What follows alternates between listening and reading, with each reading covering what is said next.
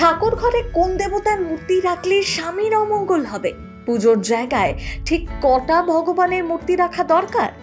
আপনি যে ঠাকুরের ছবি পাচ্ছেন সেটাই বসিয়ে দিচ্ছেন আসনে, কিন্তু কখনো ভেবে দেখেছেন কোন দেবতার পাশে কাকে রাখতে নেই? আপনার সময় খারাপ গেলে এই কারণে হতে পারে।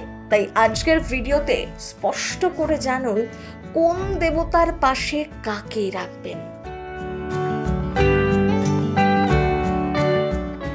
মহাদেব ব্রহ্মা হলেন সর্বশক্তিমান, তাই এদের ছবি বা মূর্তি ঠাকুর ঘরে রাখতেই হবে, বাকি ভগবানদের ছবির উপরে। না হলে এরা বেজায় অসন্তুষ্ট হবেন, এমনটাই বিশ্বাস। এছাড়া শ্রীকৃষ্ণ, রাধা, শ্রীকৃষ্ণ এবং মীরা, ভগবান কার্তিক এবং তার দুই স্ত্রী বালি এবং দেবসেনা, ভগবান গণেশ, ঋদ্ধি এবং সিদ্ধি যে ছবি বা মূর্তিতে থাকবেন তা ভুলেও বাড়িতে বা ঠাকুর ঘরে রাখা চলবে না। কারণ এমনটা বিশ্বাস করা হয় যে এদের একসাথে রাখলে পরিবারের অন্দরে অশান্তি মাথাচাড়া দিয়ে ওঠে, সেই সঙ্গে স্বামী স্ত্রীর মধ্যেকার সম্পর্ক খারাপ হতে শুরু করে। তাই এই বিষয়টি মাথায় রাখা একান্ত প্রয়োজন। বিশেষ করে দেবী বগলামুখী, ধূমাবতী ও মাতঙ্গী অত্যন্ত উগ্ররূপা। এদের পুজোয় এতটুকু ভুল হলে মারাত্মক ক্ষতি হতে পারে।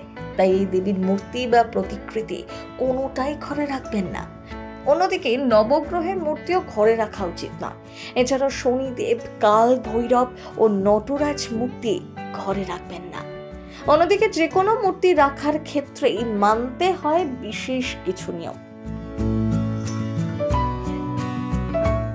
রাম, সীতা, লক্ষ্মী নারায়ণ কিংবা শিব দুর্গা সবসময় একই সাথে পূজিত হন, তাই এদের মূর্তি যুগল হিসাবেই প্রতিষ্ঠা করতে হয়। আবার মাথায় রাখতে হবে কোনো দেবতার রুদ্ররূপী মূর্তি ও গৃহস্থের পূজনীয় নয়।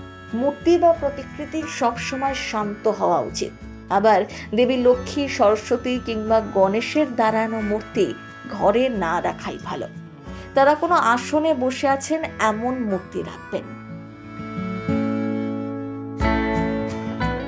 প্রতিদিন নিয়ম করে পুজো করেন, নির্দিষ্ট সময় ঠাকুর ঘরে ধূপও জ্বালান, তবুও সংসারে কি অশান্তি লেগেই রয়েছে? কিংবা কাজের জায়গায় বিভিন্ন সমস্যা যেন পিছু ছাড়ছে না, কিছুতেই ভেবে পাচ্ছেন না এই নেপথ্যে কি কারণ থাকতে পারে?